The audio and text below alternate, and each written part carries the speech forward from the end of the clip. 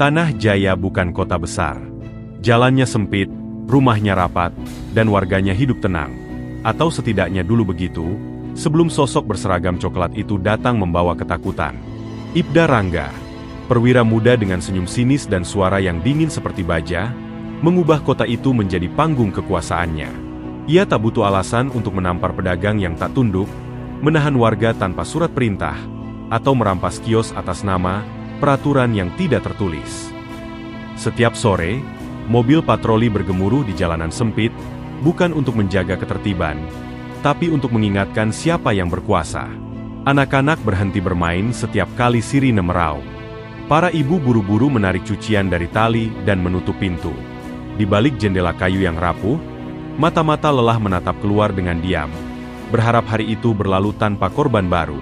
Warung Pak Mahfud adalah tempat terakhir yang mencoba melawan. Ia menolak menaikkan iuran keamanan yang diminta Rangga, uang yang katanya untuk jaminan kelangsungan usaha. 3 hari kemudian, warung itu dibakar. Tak ada pelaku, tak ada penyelidikan. Saat Pak Mahfud melapor, ia justru dipukul di depan istri dan anaknya, dituduh menghasut warga. Ia kini lumpuh, hanya bisa duduk memandang sisa-sisa papan arang yang dulu jadi tempat mencari nafkah. Rangga bukan sekadar polisi. Ia membentuk pasukan kecil dari anak-anak buah yang loyal, karena uang dan rasa takut. Mereka menyebut diri tim penertiban. Tapi warga tahu, merekalah bayangan hitam yang mengintai dari ganggang sepi.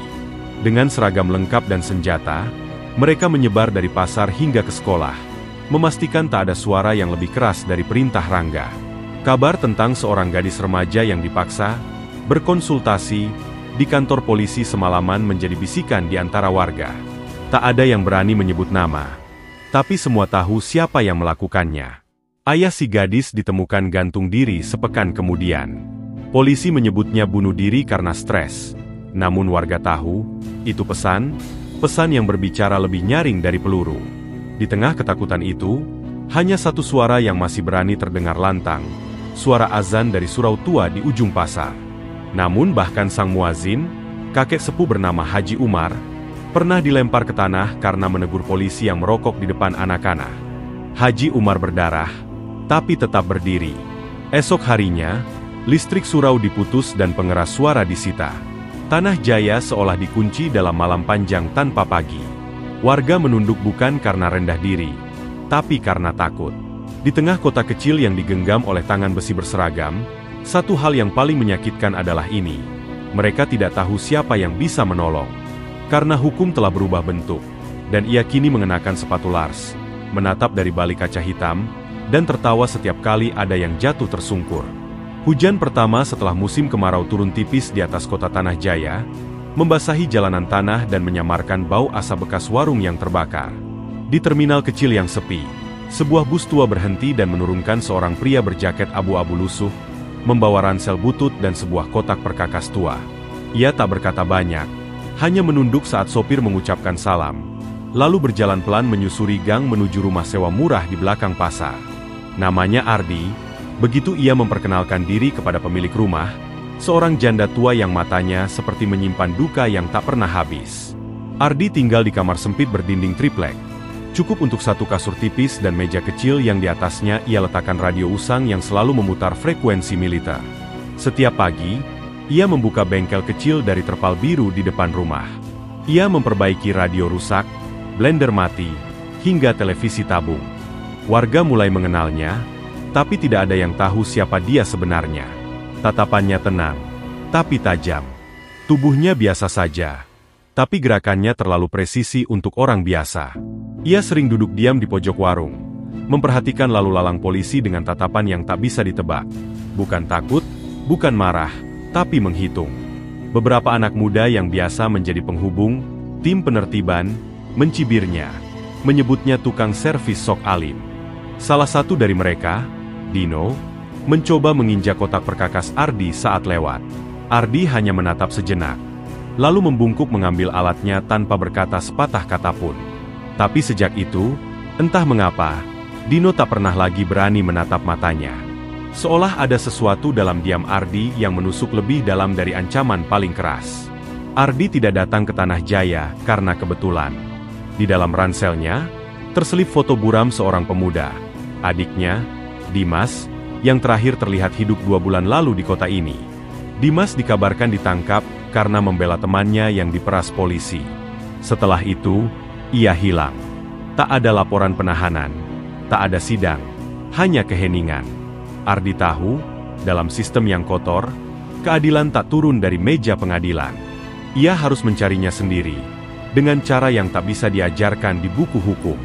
Setiap malam, Ardi menyusuri jalan-jalan sempit dan gang belakang, mencatat pergerakan patroli, mengamati siapa yang berbicara dengan siapa, siapa yang pulang terlalu malam dengan luka di wajah, siapa yang tiba-tiba kaya.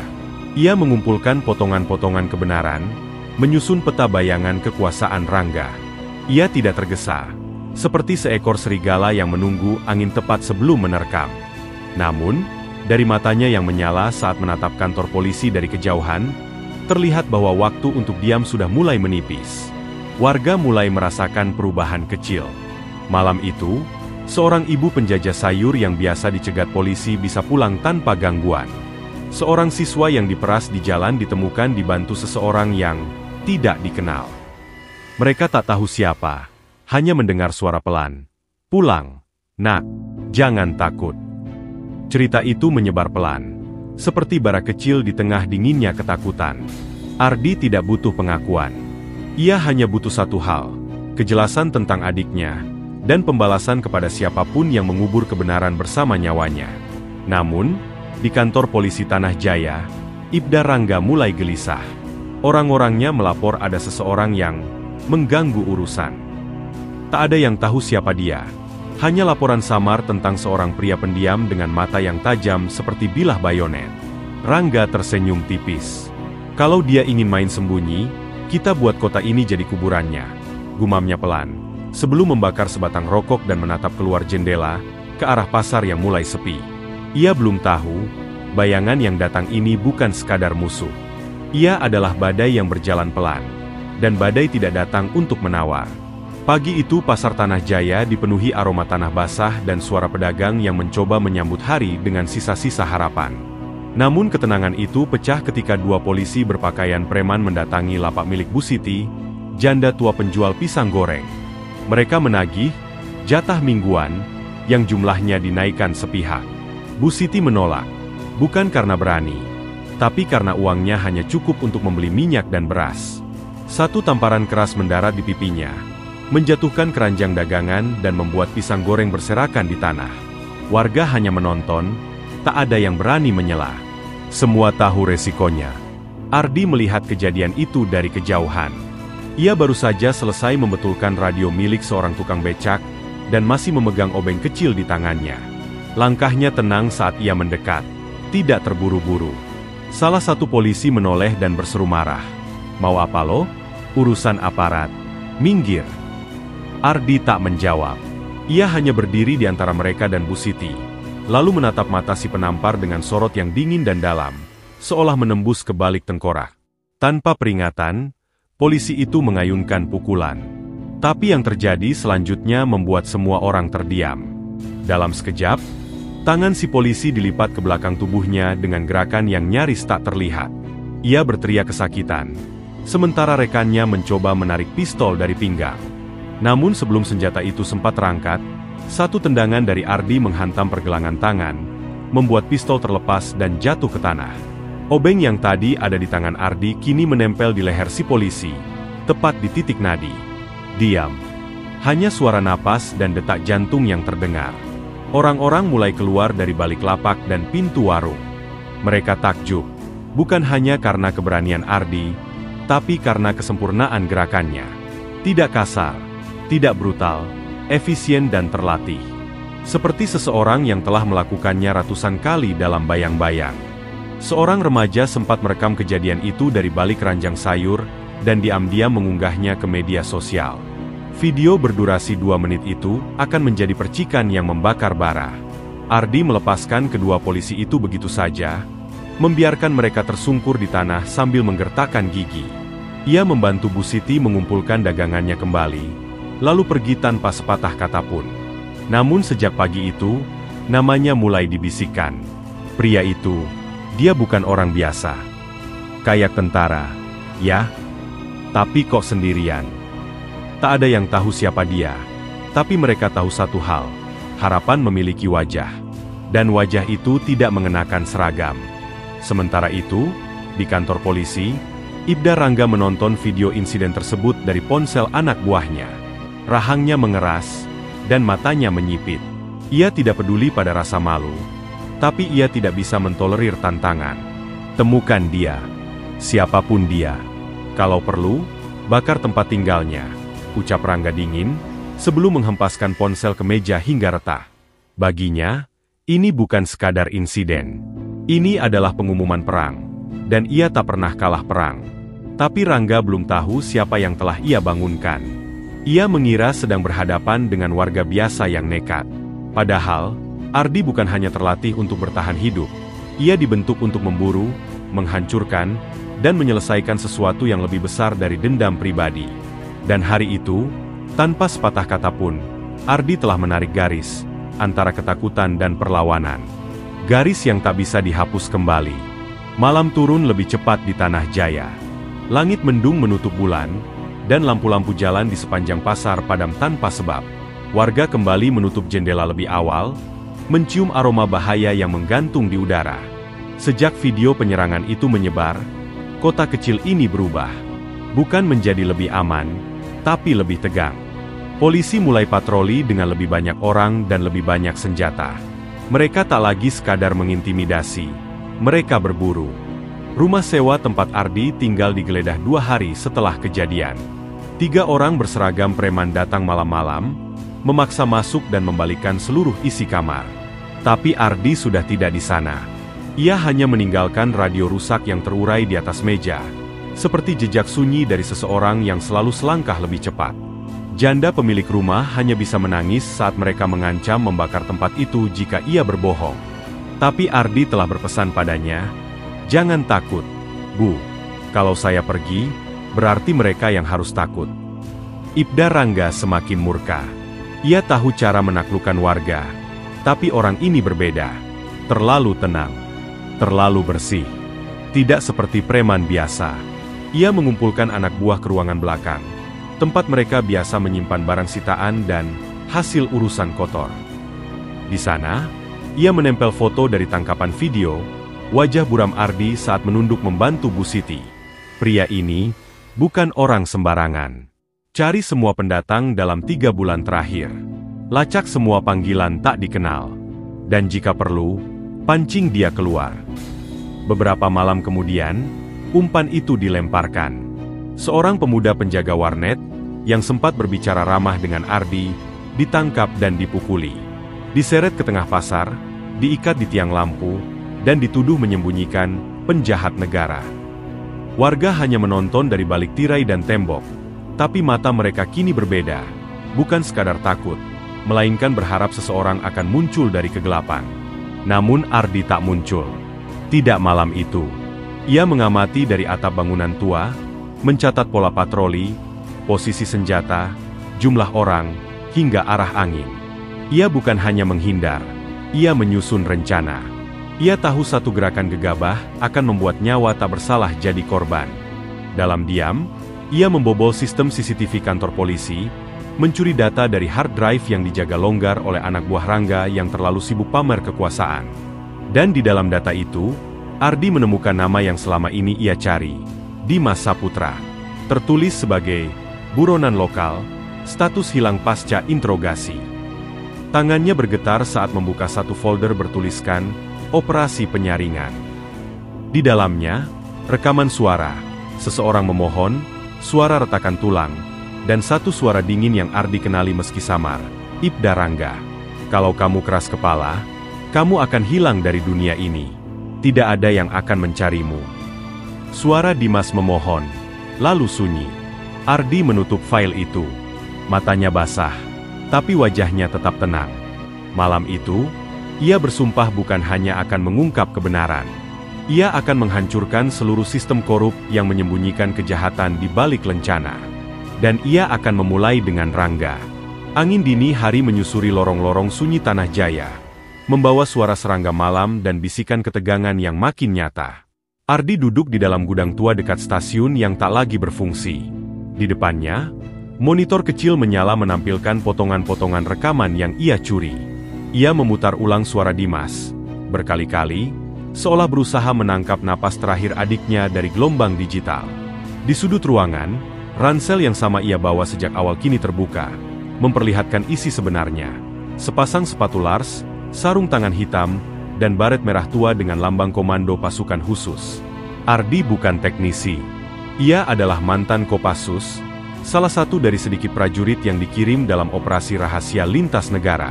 Tapi ia pensiun dini setelah Dimas menghilang. Ia memilih diam, menghilang dari radar militer, dan menyamar sebagai warga biasa demi menemukan satu orang, adiknya. Kini semua teka-teki mengarah pada satu nama, Rangga, dan satu gedung, kantor polisi Tanah Jaya, tempat Dimas terakhir kali hidup. Pagi itu, Ardi menyamar sebagai tukang servis AC dan berhasil menyelinap masuk ke ruangan administrasi kantor polisi. Ia menyisipkan alat penyadap kecil di ruang rapat, tempat Rangga biasa memberikan pengarahan. Ia juga menanam kamera kecil di ruang bawah tanah, tempat yang tak terdaftar di denah resmi. Di sana, ia melihat sesuatu yang membuat darahnya mendidih. Ruangan kecil penuh bekas darah, tali plastik di lantai, dan bau besi yang menyengat. Tempat itu bukan ruang tahanan. Itu adalah ruang penyiksaan. Ketika ia keluar dari kantor polisi, langit mulai mendung. Di luar pagar, warga Tanah Jaya tetap menjalani hari. Tapi mereka seperti tahu bahwa badai mendekat. Ardi berhenti sejenak di depan gerbang, menatap ke dalam seperti menantang dinding batu itu untuk mengingat siapa yang akan menjatuhkannya. Di balik tatapan itu, ia menyimpan rencana. Malam ini, ia akan kembali, bukan untuk mengintai, tapi untuk menyusup masuk ke jantung kejahatan itu, dan membawa bukti keluar. Sementara itu, Rangga mendapat laporan bahwa seseorang berhasil membobol jaringan internal mereka. Ia mencium adanya ancaman besar, tapi belum tahu dari arah mana datangnya.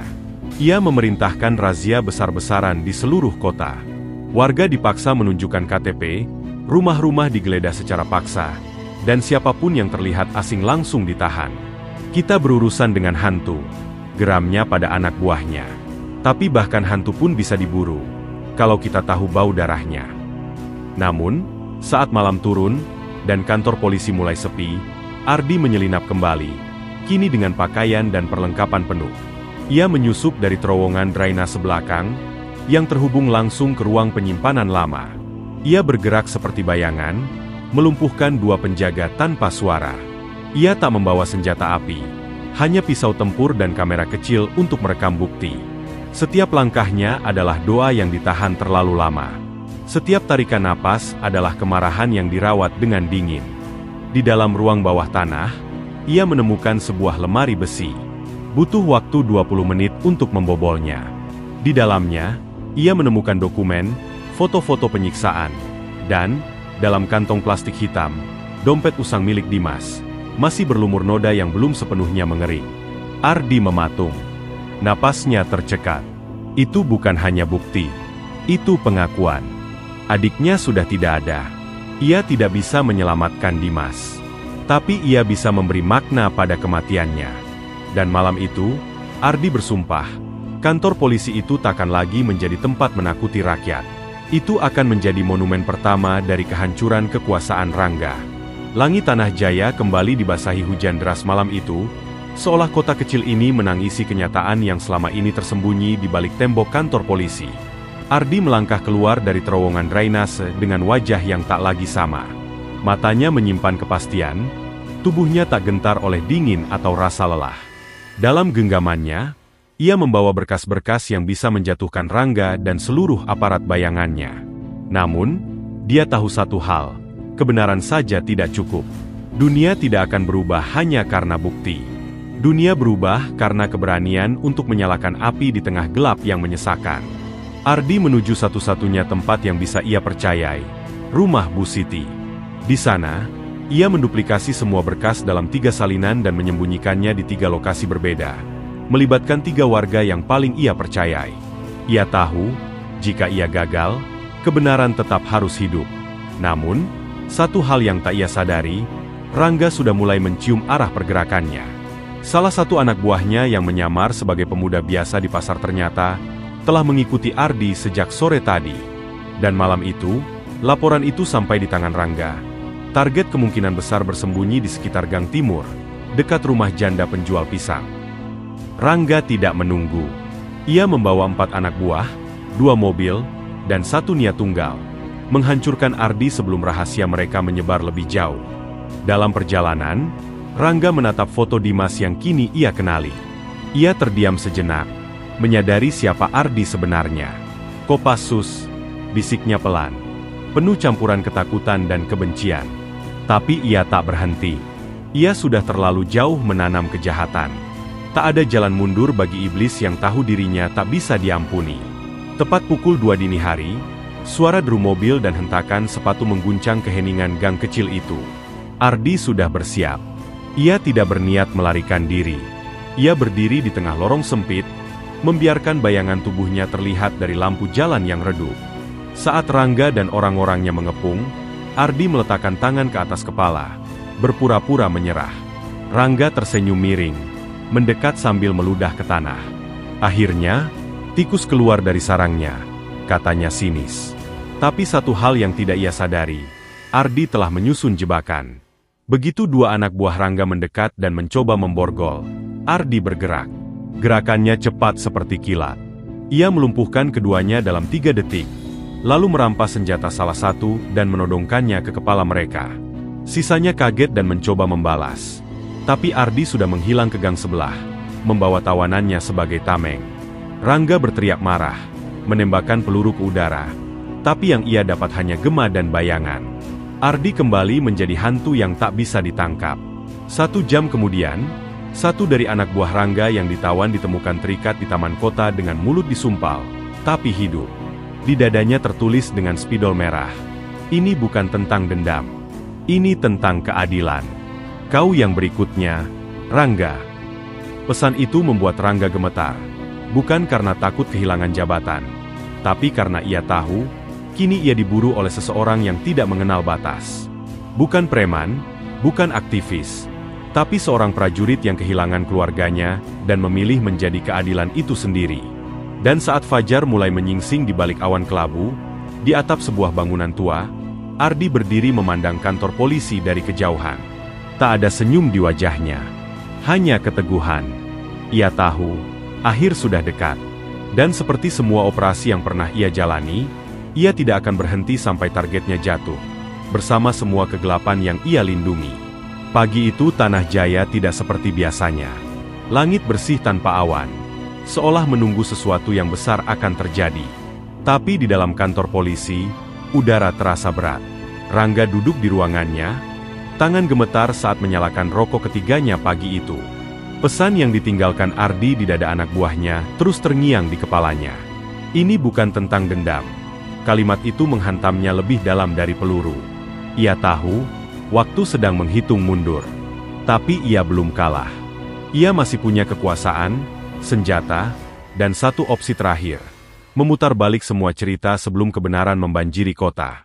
Sementara itu, Ardi berada di sebuah rumah tua di pinggiran kota, tempat yang dulu ia dan Dimas datangi setiap libur. Di sana, ia merekam sebuah video. Ia menatap lurus ke kamera, memperkenalkan dirinya sebagai mantan anggota Kopassus, lalu mengungkapkan semua. Penghilangan Dimas, ruang penyiksaan, kejahatan yang dilakukan Rangga, lengkap dengan bukti visual. Ia tidak berbicara dengan kemarahan, tapi dengan luka yang ditahan terlalu lama. "Saya bukan pahlawan. Saya hanya kakak yang tidak sempat menyelamatkan adiknya," ucapnya lirih. Video itu dikirim ke 3 titik penyebar, akun media sosial lokal, wartawan investigasi, dan satu saluran resmi TNI. 3 jam kemudian, video itu viral. Kota kecil itu berubah jadi pusat perhatian nasional. Wartawan mulai berdatangan, aktivis HAM berkumpul di alun-alun, dan masyarakat yang dulu diam mulai angkat suara. Spanduk bertuliskan, "Kami bersama Ardi," mulai bermunculan di ganggang sempit dan tembok pasar. Warga mulai bercerita tentang pemerasan, kekerasan, dan ancaman yang mereka alami selama bertahun-tahun. Suara rakyat akhirnya bangkit. karena satu orang memutuskan untuk melawan. Rangga panik. Ia memerintahkan pemblokiran akses internet, mengancam jurnalis yang masuk, dan mencoba menyebarkan narasi bahwa Ardi adalah pembunuh berbahaya yang membenci polisi. Tapi semuanya terlambat. Komando atas di Polda sudah mengetahui semuanya. Satu tim investigasi militer pun dikirim ke Tanah Jaya. Dan yang membuat Rangga tak bisa bernapas. Salah satu komandan dalam tim itu adalah rekan lama Ardi di Satuan Kopassus.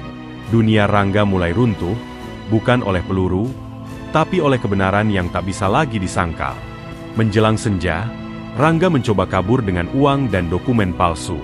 Tapi di tikungan terakhir sebelum jalan keluar kota, mobilnya dihadang. Seseorang berdiri di tengah jalan dengan tenang. Ardi. Ia tidak membawa senjata. Hanya berdiri, memandang lelaki yang telah menghancurkan hidupnya. Rangga keluar dari mobil sambil menggenggam pistol. Tapi sebelum ia sempat menembak, satu suara keras menggema, "Letakkan senjatamu. Rangga, kau dikepung." Tim militer muncul dari balik semak dan kendaraan. Rangga lunglai. Ia tahu semuanya benar-benar telah berakhir. Ketika Rangga diborgol dan dibawa pergi, Ardi tidak bersorak. Ia hanya menunduk, lalu menatap langit senja yang mulai berubah oranye. Di balik semua luka dan kehilangan, satu hal kini pasti, keheningan tak lagi jadi jalan keluar. Dimas mungkin tak kembali, tapi kisahnya menjadi cahaya. Cahaya yang kini membakar ketakutan, dan menyalakan keberanian. Dan di tengah kota kecil itu, untuk pertama kalinya setelah bertahun-tahun, rakyat bisa bernapas tanpa bayang-bayang kekuasaan. 3 minggu setelah penangkapan Rangga, Tanah Jaya perlahan berbenah. Kantor polisi dibersihkan, ruang bawah tanah disegel, dan banyak anggota aparat dipindahkan atau diperiksa. Tim investigasi dari Jakarta masih bekerja, tapi suasana kota telah berubah. Warga kini berjalan lebih tenang. Pedagang tak lagi menyelipkan rasa takut dalam tatapan mereka, dan anak-anak mulai berani bermain di sekitar pasar. Namun, di balik ketenangan itu, satu sosok yang membuat semua ini terjadi telah menghilang. Ardi menghilang seperti bayangan, tak meninggalkan alamat atau pesan. Bu Siti menemukan selembar surat di bawah pot bunga 2 hari setelah semuanya reda. Surat itu ditulis tangan, singkat, tapi penuh makna. "Bu, terima kasih untuk keberanian dan kebaikan Ibu. Tanah Jaya bukan hanya jadi tempat saya mencari kebenaran, tapi jadi saksi bahwa rakyat bisa menang kalau mereka mau berdiri. Jaga kota ini. Jangan biarkan mereka kembali dalam bentuk lain." Di samping surat itu, sebuah baret merah diletakkan rapi. Bu Siti hanya bisa menangis pelan, menggenggam benda itu seperti mengenang anaknya sendiri. Video Ardi kini menjadi simbol perlawanan. Di media sosial, potongan kalimatnya dijadikan spanduk dan mural. "Saya bukan pahlawan. Saya hanya kakak yang tidak sempat menyelamatkan adiknya." Banyak kota kecil lain mulai menceritakan kisah serupa, tentang kekuasaan yang menindas, tentang rakyat yang dibungkam. Nama Ardi tak lagi hanya dikenal di Tanah Jaya. Ia menjadi suara bagi banyak yang selama ini diam. Dan meski ia tak hadir secara fisik, bayangannya tetap hidup di tengah mereka yang pernah melihatnya melawan. Di Jakarta, seorang perwira tinggi Kopassus duduk di ruangannya sambil menonton kembali video itu. Ia mengenal Ardi, pernah melatihnya, pernah melihat keteguhannya di medan perang. Kini, ia melihat keteguhan yang sama, tapi melawan musuh yang berbeda, sesama bangsa. Ia menghela napas dalam-dalam dan berkata pelan pada dirinya sendiri, "Kita kehilangan prajurit, tapi bangsa ini dapat pejuang baru." Ia lalu menginstruksikan pengusutan lanjutan di kota-kota kecil lain. Karena kini, kebenaran sudah punya wajah. Dan ketakutan sudah mulai kehilangan taringnya. Jauh di perbatasan, di tengah gunung dan kabut, seorang pria mendaki dengan ransel dan sepatu Lars yang sudah usang. Wajahnya tenang, langkahnya pasti. Ia bukan lagi bagian dari pasukan manapun, tapi hatinya masih membawa sumpah yang sama, melindungi mereka yang tak bisa melindungi diri. Namanya Ardi. Dan meski ia tak lagi mengenakan baret, semangatnya kini dikenakan oleh ribuan orang yang memilih untuk berdiri. Bukan karena ingin dikenal, tapi karena dunia terlalu berbahaya untuk ditinggalkan dalam diam. Dan dalam diam itulah, seorang prajurit terus berjalan, meninggalkan warisan yang tak akan padam. Ardi berjalan menyusuri jalan setapak di bawah pepohonan rimbun, jauh dari hiruk-pikuk kota dan sorotan media. Meski tubuhnya lelah, hatinya tetap teguh. Perjalanan ini bukan hanya tentang dirinya, tapi tentang janji yang belum selesai. Ia tahu kegelapan masih mengintai di sudut-sudut negeri ini, dan tugasnya belum usai. Namun kini, ia tak lagi sendiri. Dari kejauhan, suara langkah kaki mengikuti dengan perlahan, menandakan ada yang bersedia berjalan bersamanya dalam lawan kezaliman yang tersisa. Jejaknya mungkin tersembunyi, tapi nyala api yang ia nyalakan takkan pernah padam. Di balik heningnya malam, Ardi mengeluarkan baret merah tua dari ransel, mengusapnya dengan lembut sebelum meletakkannya di batu besar di tepi jalan. Simbol itu bukan hanya untuk dirinya, tapi untuk semua prajurit sejati yang berani menentang kegelapan dalam bentuk apapun. Ia menatap langit yang mulai menampakkan bintang, dan dalam bisu ia berjanji akan terus melangkah, membawa harapan untuk generasi yang tak pernah mengenal ketakutan seperti dulu. Karena sejatinya, perjuangan bukan soal kemenangan, melainkan keberanian untuk terus berjuang, walau dunia tak selalu